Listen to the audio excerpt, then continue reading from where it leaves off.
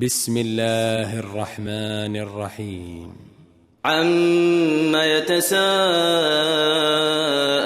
عن النبأ العظيم الذي هم فيه مختلفون كلا سيعلمون ثم كلا سيعلمون ألم نجعل الأرض مهادا والجبال أوتادا وخلقناكم أزواجا وجعلنا نومكم سباتا وجعلنا الليل لباسا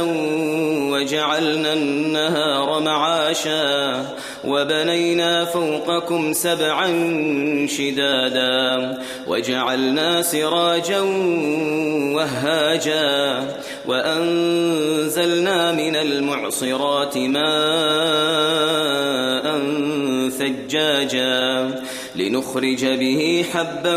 ونباتا وجنات ألفافا إن يوم الفصل كان ميقاتا يوم ينفخ في الصور فتأتون أفواجا وفتحت السماء فكانت أبوابا وسيرت الجبال فكانت سرابا إن جهنم كانت مرصادا للطاغين مآبا لابثين فيها أحقابا لا يذوقون فيها بردا ولا شرابا إلا حميما وغساقا جزاء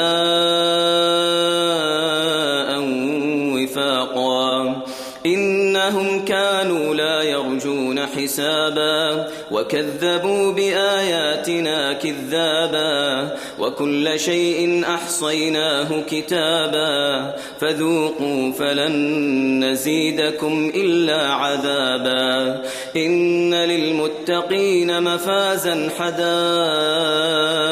وأعنابا وكواعب أترابا وكأسا دهاقا لا يسمعون فيها لغوا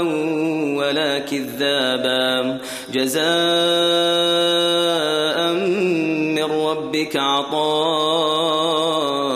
حسابا رب السماوات والأرض وما بينهما الرحمن لا يملكون منه خطابا يوم يقوم الروح والملائكة صفا لا يتكلمون إلا من أذن له الرحمن وقال صوابا ذلك اليوم الحق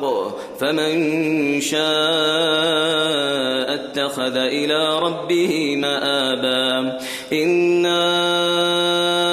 أنذرناكم عذابا